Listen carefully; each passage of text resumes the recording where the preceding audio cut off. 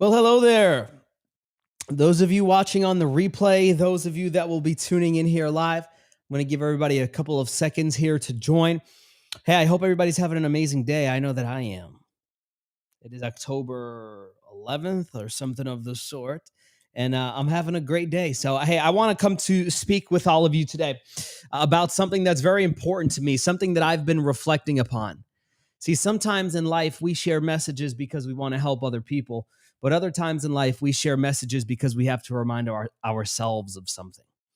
And today is kind of a combination of both. I've been having a lot of thoughts, and I've really been thinking about what is the hardest thing to do in our business, in our life, in our relationships. And really, I've come to the conclusion with what is the hardest thing to do. But before we get there, I want to know who's with me here on Facebook. I see there's some people here. Hey, do me a favor. I can't actually see who's with me.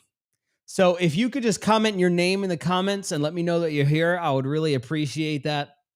Just so I can know who I'm hanging out with, because you're my people. You're my people, right? You're my people. So I appreciate you being here. And I promise you that we're going to talk about some really good stuff today. We might go for 10, 15, 20 minutes. I don't really know. But what I do know is that this is some information that I feel like God is calling me to share. You ever felt like that?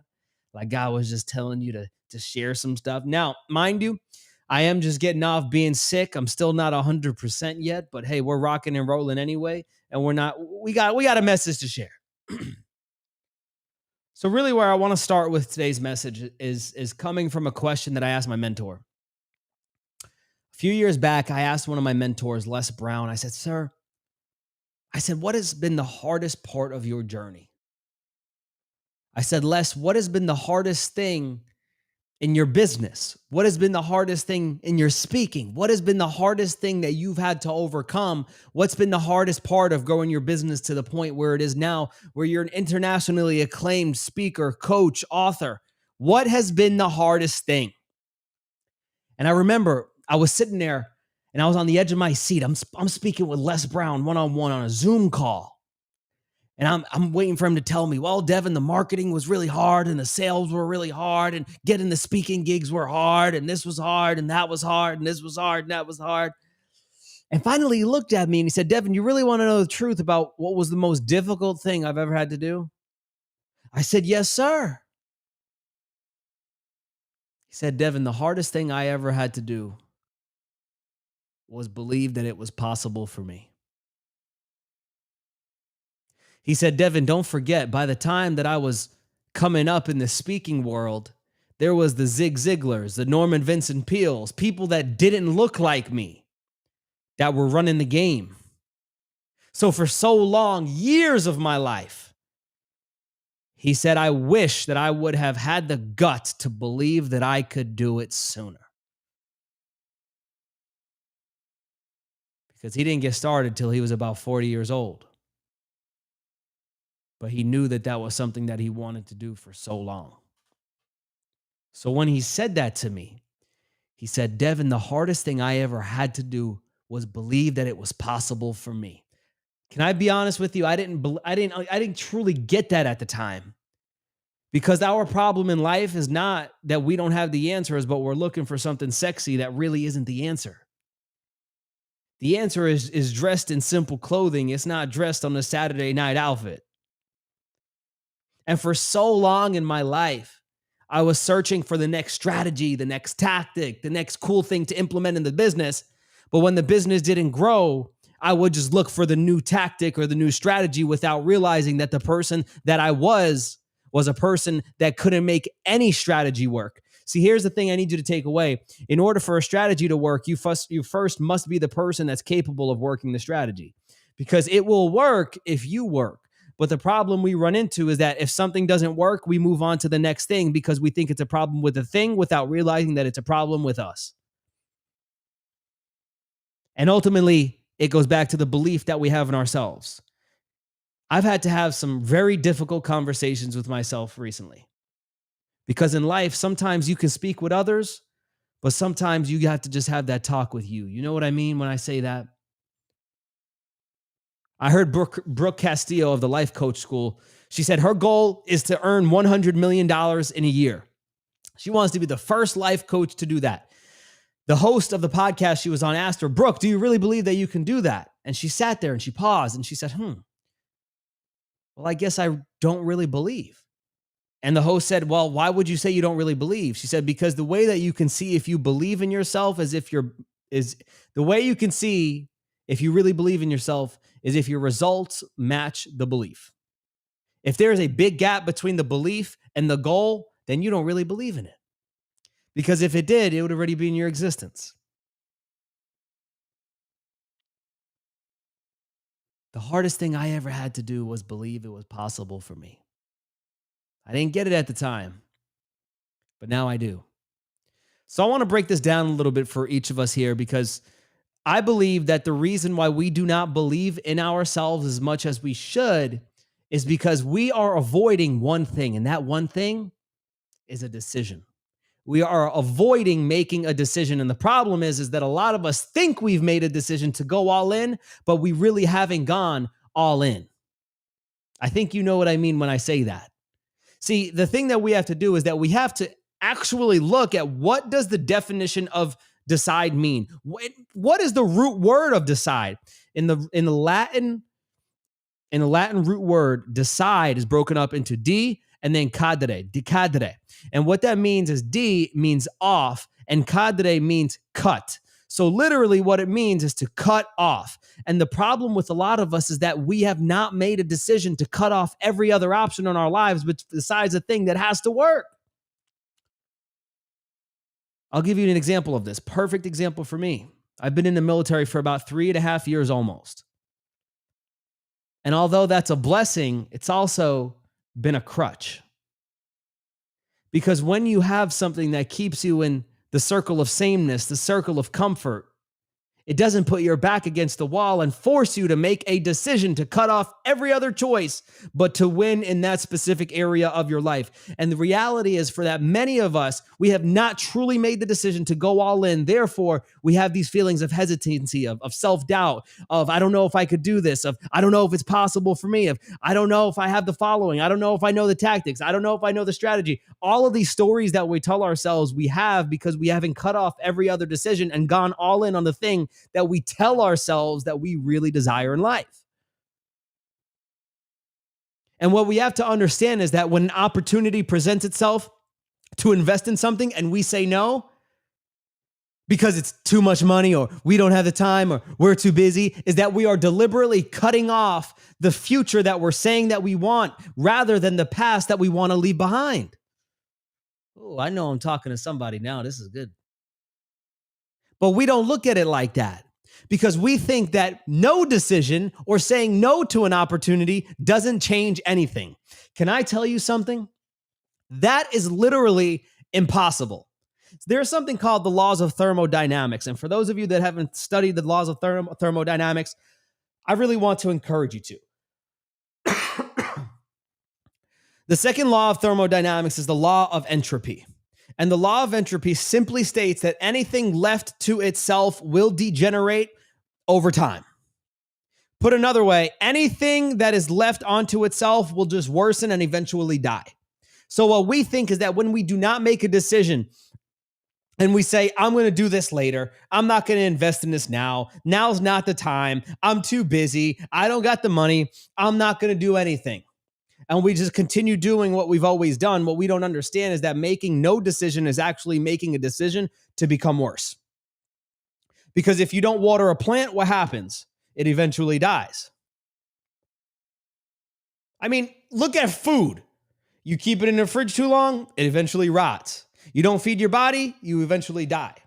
And that's the same exact thing that happens with the things that we go through in our business. If we don't constantly nourish and invest in the business that we have, it will eventually die. Yet the problem is that we've convinced ourselves that if we do nothing, nothing will change. Excuse me, guys. But in reality, if we do nothing, everything will change for the worse. So what I need us all to understand is that the law of entropy states that left onto itself, every single thing in this world will degenerate. everything in this world will decline. So when you don't want to take action, when you don't want it, when you say now's not the time or I don't want to do it, understand that that is making a decision to become worse, whether you want to admit that or not. I'm not talking about my opinion. I'm talking about scientific laws. Like if I drop this highlighter, it will go down. Law of entropy states that if you do not do anything, you will inherently get worse. Don't shoot the messenger, guys. Don't shoot the messenger. Water break.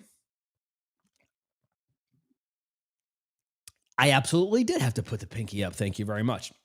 Okay, so that's one point that I really wanted to talk about. But going back to the decision point, deciding to go all in on the goals and dreams that we say that we want in our lives, what the problem is that most of us are living in the middle of the road. Now, when I say the middle of the road, I mean most of us are kind of in, kind of out. You ever been into a pool and it was like cold and you didn't really want to go all in and you dipped one pinky toe in? Ooh, it's cold.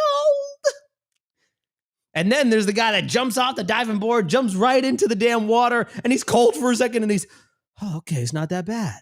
See, so many of us are dipping our toes into our goals and our dreams rather than jumping off the diving board into what it is that we actually desire in life. And then we wonder why we don't get the results that we want. It's because we're going in with just our big toe and our pinky toe rather than our whole body. We're living in the middle of the road. Imagine if you just went out into the street, went into the busiest intersection, and you just sat in the middle of the road. You would get hit by a car. Now, why would you get hit by that car? Because you're standing in the middle of the road rather than deciding which side of the road you want to be on. See, the thing is you need to decide. You need to cut off one option.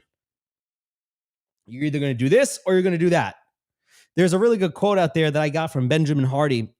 He says the problem with a lot of us is that it's not that we don't have a clear road to our goals. There's just so many clearer roads to lesser goals. In other words, we're getting so distracted by the next thing that we never give anything the opportunity to grow and to flourish. So what are you going to cut off? Because there has to be something. And for me in my life, this is the question I want to ask you. I've been reflecting on it myself is how much different would your life look if you gave everything you had? How much different would your life look if you truly committed to what you're saying that you want in your life? Because you know what it is that you're saying that you want, but you also probably know that you're not giving it everything that you know you should.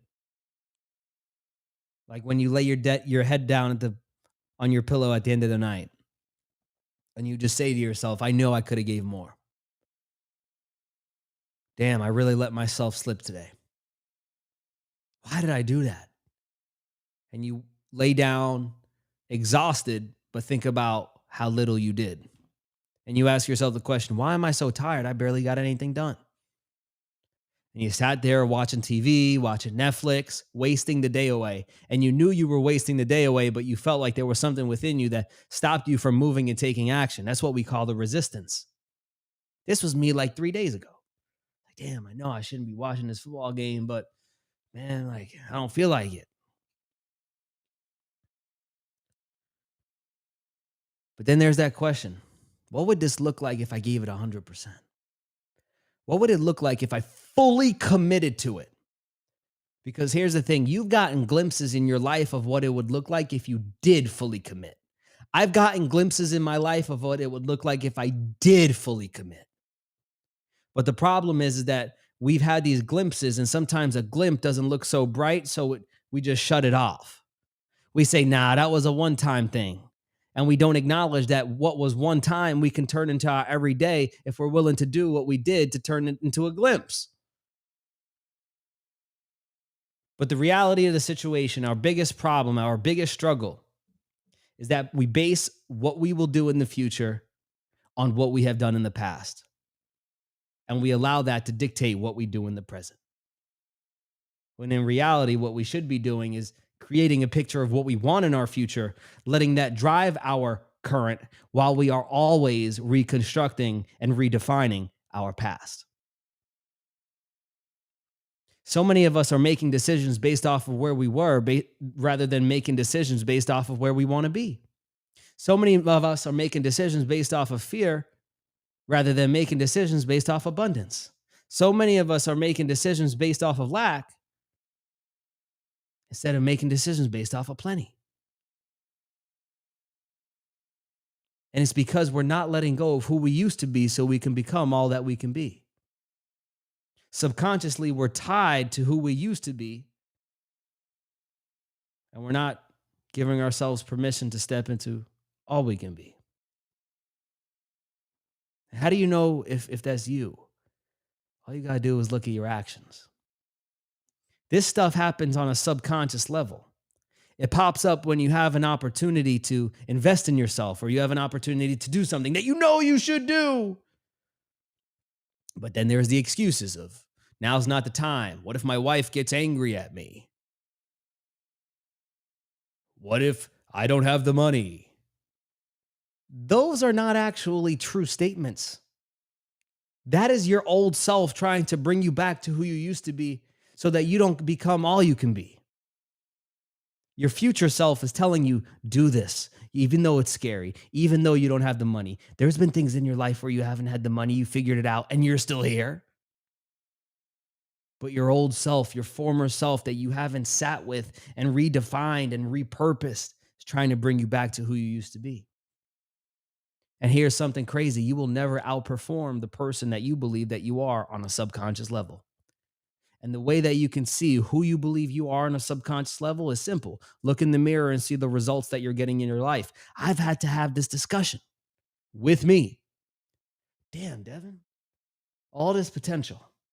In college, you were a top 50 student in the country. In Forbes, Yahoo Finance, all of these different things. You've run 105-mile races. You've won an ultra marathon where you ran 77 miles and you beat 63 other people. You've done things that nobody in the world has ever done. Yet, you haven't gotten to the place where you want to be in this domain. Why is it? Because you haven't fully committed. Because you have not cut off every other option. Because you're still dipping one toe in instead of jumping all in. And you're staying in the circle of sameness, in the comfort zone that destroys so many of us. See, the thing is, guys, a lot of us think we're afraid of failure. I don't think that's the case. Because most of us know what it feels like to fail. I think most of us are afraid of success because that's actually the thing that a lot of us don't know. Think about it. Would you be afraid of something that you're familiar with, or would you be more afraid of something that you're unfamiliar with? See, the human mind is based on familiarity. Our mind loves familiarity. Did you know that you have a greater chance of getting killed in a car crash than jumping out of a plane? Yet we think that driving in a car is safer than jumping out of a plane because it's simply more familiar to us. So we think we fear failure when we really fear success simply because it's more familiar to us. But when you really sit with it and you think, what's stopping me? It's not the fear of failure. We know what that is. It's the fear of success. What if I can't duplicate that success? What if it was lucky? What if it was a one-time thing? Guys, these are thoughts that I've had a lot. And I've been close on my journey. And can some of you be real with me? I see some of you in the comments, but I can't see who you are. Comment your name so I can know who's here with me. I need somebody to be real with me right now. In the past year, if you've had thoughts of quitting, let me know in the chat.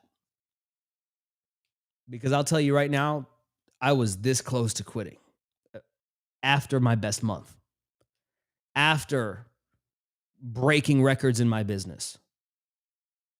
All of these thoughts came up. What if I can't do it again? What if it was lucky?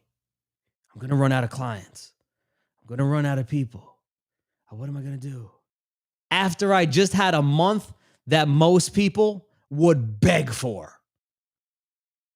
Beg for. And for the next 2 months, guys, I sat in this very chair crying, saying, God, what am I doing wrong? I felt hopeless. I felt like it wasn't for me. I felt like I couldn't do it. But here's what I need you to remember: God's going to speak to you in whispers, and it's up to you to listen when He comes. See, in life, we have a calling, and God speaks to us through whispers. He says, Devin, you see, oh, that guy on stage, I want to be like him. Boom, that's the calling. See, the difference between a God idea and a good idea is that a God idea is something that you hear once and sticks with you forever, when a good idea is just something that comes and goes. And you know something's your calling when it just won't leave you.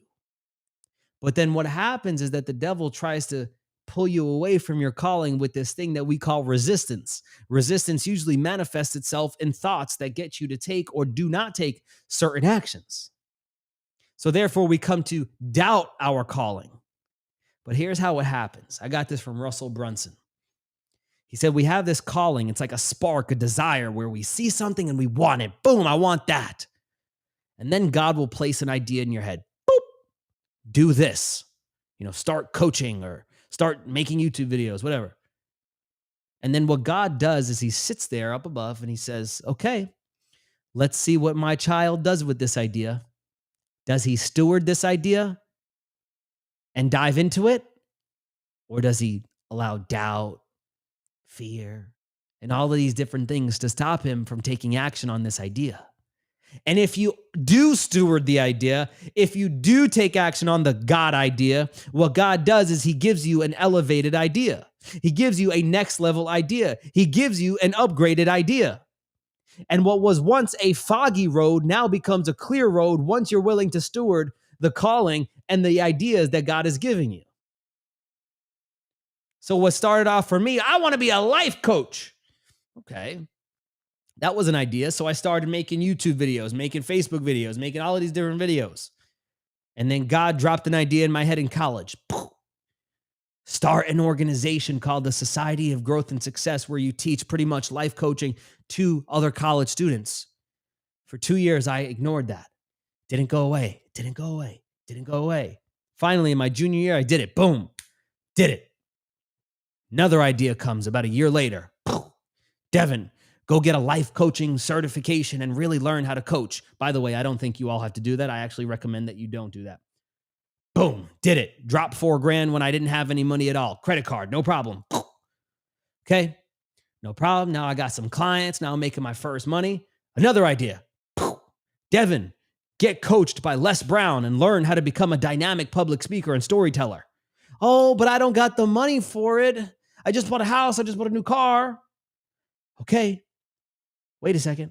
Am I making a decision based off of where I've been or where I want to go? Oh, boom. I'm making decisions based off of where I've been, not where I want to go. So let me change that right now. And the only way that you change who you've been in the past and allow yourself to step into who you're called to be in the future is by making what? A decision. Is by what? Taking an action that your former self wouldn't have taken. Because when you take an action that your former self would not have taken, you're proving to yourself that you're now committed to a new identity.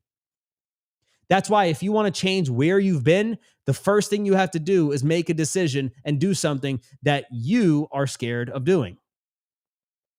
Because what it does is it subconsciously proves to yourself that you're done being who you've always been.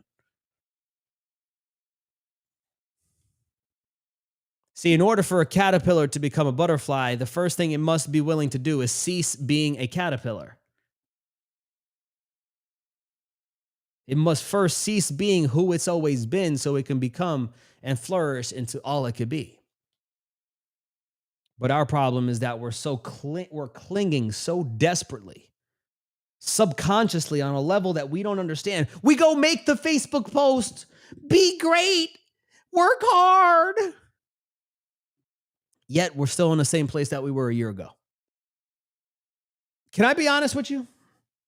I was sitting here back on like September 15th, damn, almost a month ago. And I literally sat there and I said, Devin, why are you in the same place that you were a year ago? I remember going to a mastermind, $5,000 for 2 days. Once again, didn't have the money. This is a constant theme for me in my life. Like, I just make decisions based off of where I want to go I'm willing to go into debt, take out loans. I don't care because I'm going to die anyway. So it doesn't even matter. And I'm sitting at this mastermind. It was with 15 other folks. Everybody in the room was a multi-millionaire besides me. And the person running the mastermind, he called me out. He asked me a question and he interrupted me as I was giving my answer to the question. He said, everybody in the room, do you hear what I hear? What is Devin's biggest problem?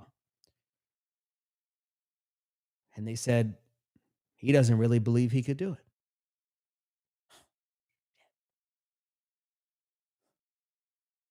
Now I was 24 or 24 at the time. But now I'm 25, and about a month ago, I was sitting here and I was struggling with the same thing. And I said, how is it that a year has gone by, but I'm still struggling with the same thing? It's because I haven't committed. It's because I'm holding on to things that I think are helping, but are actually hurting. See, a lot of the times we think we're holding on to things that are actually helping, but are actually hurting us. I remember in my apartment complex, I was in a dog park, and there was a woman that came out, and she was a young woman, maybe 17, 16. She was maybe 100 pounds soaking wet. And she came out with her big Great Dane. Great Dane, probably about 140 pounds. And all of a sudden, the Great Dane saw another dog. And that dog started, shoo, the dog took off. And when the dog took off, guess what happened to the owner? She started to be dragged across the grass and was screaming. Ah! See, the owner was hurt because she continued to hold on, when in reality, she should have just let go. So many of us are holding on to things that we think are helping, but are actually hurting because we won't make a decision. I remember another instance where I was walking my two dogs. This is about a month and a half ago. My Stella, my big girl, 120 pounds, Mastiff, she's a problem child, okay? She starts with stuff with other dogs, and she can like get a little vicious with some other dogs. I got another dog named Arlo. He's a saint. He doesn't do anything. So I'm walking the two of them. Stella goes to the bathroom. I'm picking up, I got my doggy bag. I'm picking up after her. And I had her on the leash. And I didn't know it, but Stella was pulling back on the leash while I was picking up what she had just done.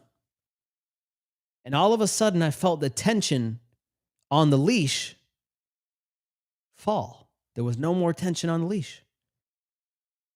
And at that moment, I knew that Stella got off the leash. And I knew that was trouble because there was other dogs right around us. I don't know what happened, but in that moment, I also let go of Arlo. And here's the thing. When I felt Stella get off the leash, all she did was look at me. I got you now. Come catch me if you can. So I dropped Arlo's leash too. So what happened was I went to run after Stella. But I also dropped Arlo's leash. So now Stella's running in one direction, Arlo's running in another direction, and I'm standing there frozen. Oh God. Do I go left to chase Arlo? Do I go right to chase Stella? Do I go left to chase Stella? Do I go right to chase Arlo?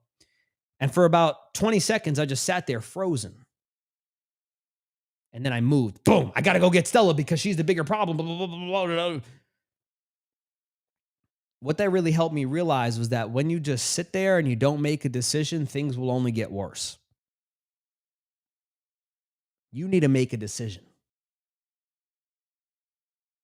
Are you going to continue to allow who you've been all your life to determine who you'll be the rest of your life?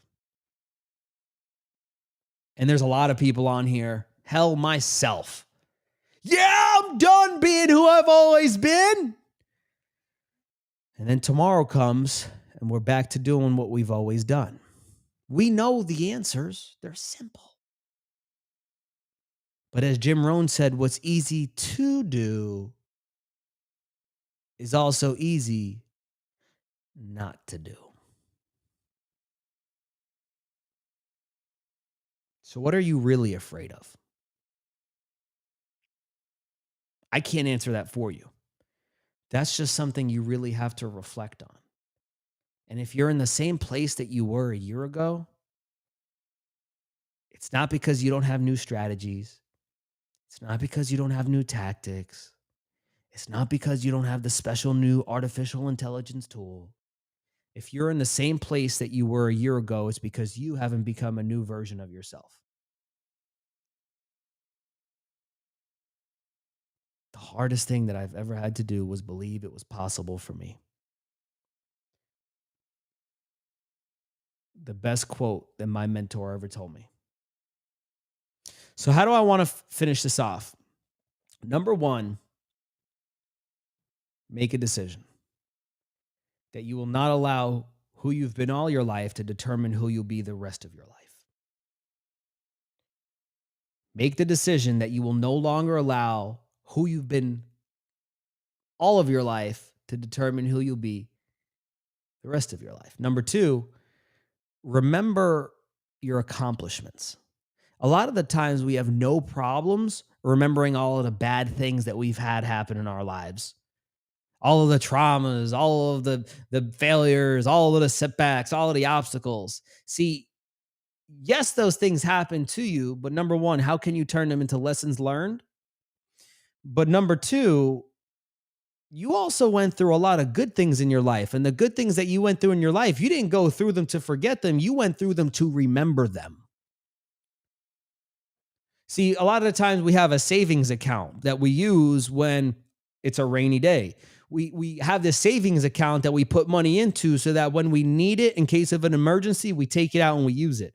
What we need to do is we need to create an account, our wins account, that when we doubt ourselves, we don't think it's possible for us, when we go through that rainy day emotionally, mentally, we're able to make a withdraw and put it into our checkings and say, no, you are a winner. You've done this. No, you can overcome challenges. You've done this. No, you can figure it out. You've done this. But the problem is that most of us are living out of our memory rather than living out of our imagination.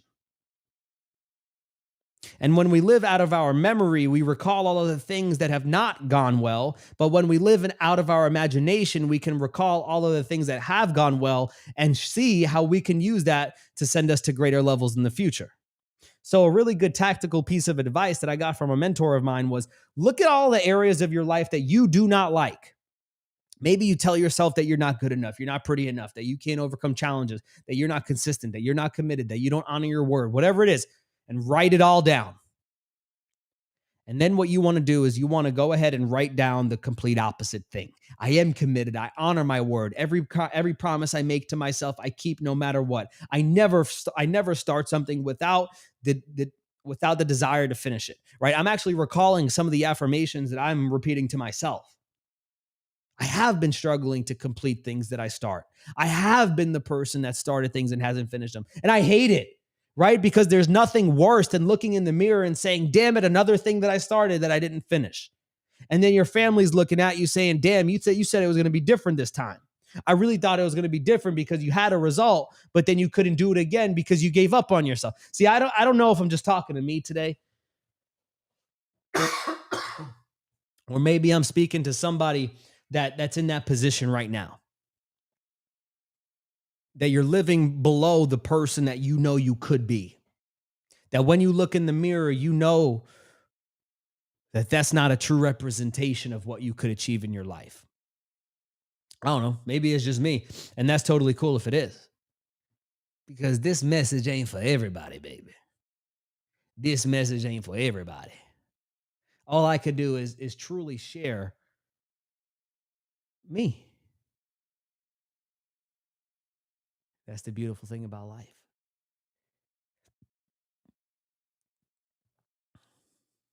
So, number two, begin to build your savings account So, in times of doubt, in times of frustration, times of overwhelm, you can make withdrawals and remember all of the things that you've accomplished.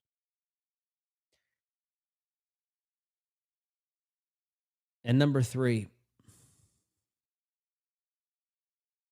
understand the laws of physics. This is what I'll end on. One of my mentors, Myron Golden, Dr. Myron Golden, I asked him a question at Funnel Hacking Live. I said, Myron, how does somebody get the most out of an event like this? You know, everybody comes to these big conferences and there's all these speakers and there's all of this stuff going. Like, how does somebody get the most out of an event like this?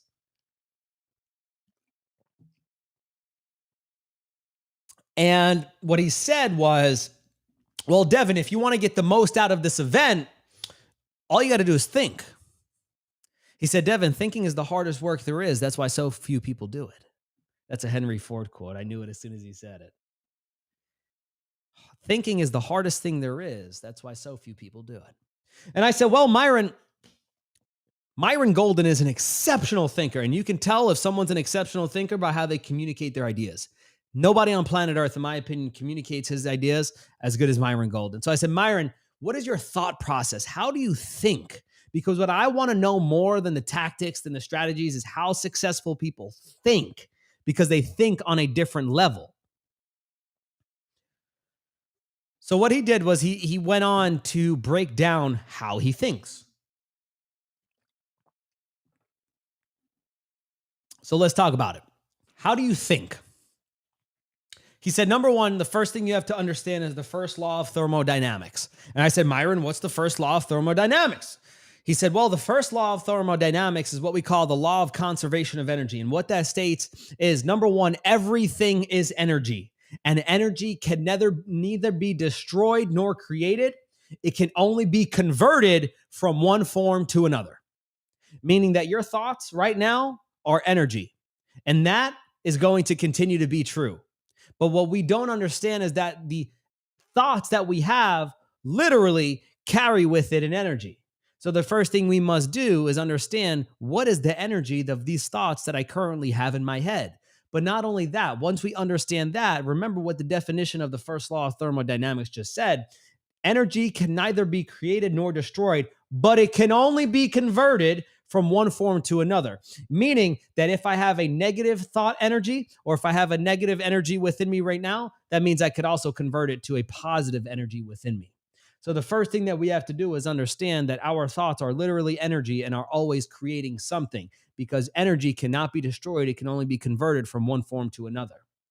It's like water. Water turns into ice, ice turns into water. But the only difference is that we have thoughts, and our thoughts turn into reality, and our reality oftentimes reflects in our thoughts. It's pretty good. It's pretty good.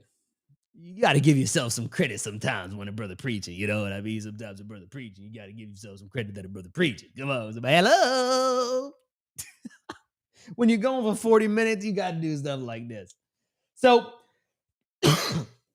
so the first thing we have to understand is that we're always creating something, but the question is, what are we creating with our thoughts? A lot of the times, it was Earl Nightingale said that so many people tiptoe through life hoping to arrive at death safely. See, we tiptoe around life, but we don't ever reflect upon where our thoughts are taking us. One of my mentors said, Devin, wherever you are, you made an appointment to be there. Powerful. He said, everybody's self-made, but only the successful want to admit it. Okay, so that's the first law, the law of conservation of energy, which states that energy can neither be destroyed nor created nor destroyed, but it can only be converted from one source of energy to another. The second thing Myron Golden taught me, he said, Devin, if you want to learn how to think, the second thing you have to understand is the second law of thermodynamics, which is the law of entropy. I said, Myron, what is the law of entropy? The law of entropy states that things left to themselves will deteriorate. Meaning that if you do nothing, things will just deteriorate. If you don't water a plant, it will die. If you don't feed your body, it will die. If you don't cut your hair, it will just continue to grow. Anything left unto itself will degenerate, will deteriorate. So what that means is this: improvement requires intention. Improvement requires intention. That if you want to take your life to the next level, it's going to take intentionality. You can't just wake up one day, I'm going to be intent, I'm going to grow, and then just pray that life actually grows. The only way that your life will get better is if you're intentional about it getting better. Because if you do not, and this is why I was saying earlier, if you say, I don't got the monies, now's not the time, I'm going to do it in a week. When you make a decision and you say, I got to think about it, what I need you to begin to understand is that when you tell yourself you need to think about it, number one, you and I both know you're not actually going to go sit on your rocking chair and think about it. That means one of two things. Number one, you either don't want to do it, you're just too polite to tell the person, or number two, there's something that you don't like about it, but you just don't want to hurt the person's feelings. So when you tell yourself you got to think about it, or I don't know, or let me sleep on it, what you have to understand is the longer that you continue to think about things in life, the worse your situation will get. We oftentimes think that no decision is not a decision. But in reality, a no decision or saying no to something that we know we should do is a decision to get worse. Because the law of entropy literally states things left unto themselves will deteriorate. So if you just do not make a decision and you remain in a state of indecision in your life and you continue to just read the book and hope it works out instead of investing some money, investing some time, and going and working with somebody that you know can get you from where you are to where you want to be, and you say, I got to think about it. I need you to understand and be okay with that you are literally telling yourself that you're okay with getting worse. You are okay with your situation not improving. You are okay with your situation going backwards because it's a law. Just like this pen, if I drop it, damn, look at those biceps. It goes down. The same thing applies here. Things left to themselves will deteriorate. See, this is why not doing something or not making a decision is actually a decision to deteriorate. And you know what's funny?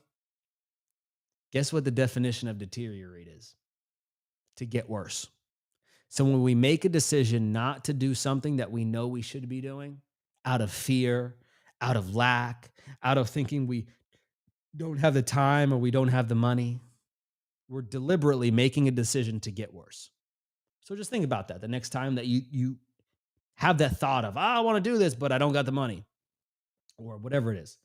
Okay, he said, Devin, that's the second thing. So first thing, we have the law of the conservation of energy, which states that energy cannot be created nor destroyed, but it can only be converted from one form of energy to another. So the question that we have to ask ourselves is, since our thoughts are always creating something, well, what is it that we are creating? And then number two, the law of entropy. The law of entropy states that things left to themselves will deteriorate or degenerate, meaning that if we are not intentional about our improvement, our situation will get worse. So we have to be intentional about our improvement. And he said, Devin, here's number three, the third law that I need you to understand, Devin. He says the law of polarity. Now, I was kind of familiar with the law of polarity, but it's funny because I had watched him do this so many times on YouTube, but he did it for me. It was amazing. He said, Devin, you ever seen a pancake with one side? I said, no, sir. He said, you ever seen a coin with one side? I said, no, sir. You ever seen a piece of paper with one side? No. And he said, why not? I said, I don't know, because they don't have just one side. They have two.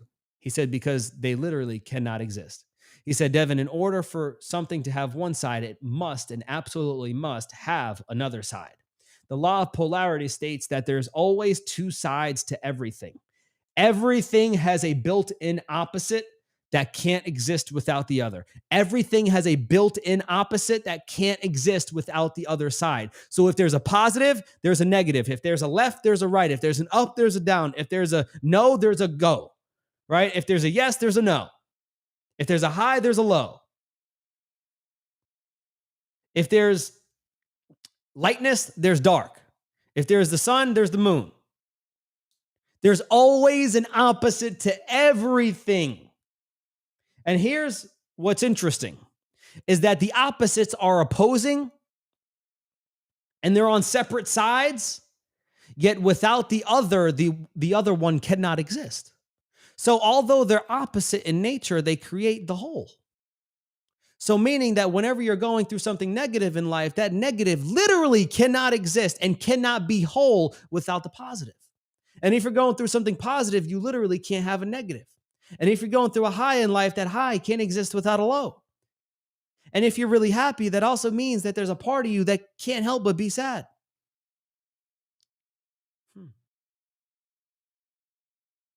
Now, why is this important in terms of thinking and our thought process?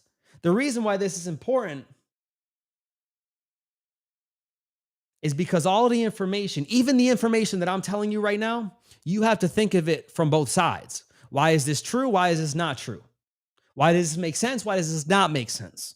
Because when we think and we truly want to elevate to another level of consciousness, we have to begin looking at things from both sides of the argument. But what we absolutely cannot do is allow our emotions to have a seat at the table, because our emotions are oftentimes rooted in who we used to be rather than who we want to become. So we have this investment we're thinking about doing, investing $10,000 in a coaching program. If we allow our emotions of, I don't know if I could do it, and it's a lot of money, if we allow that to have a seat at the table, it's going to win. But from a logical perspective, we have to ask ourselves, okay, what's the positives? What's the negatives? And here's the thing that he told me that I've never heard Myron Golden share before. He said, Devin, this is the secret to communication.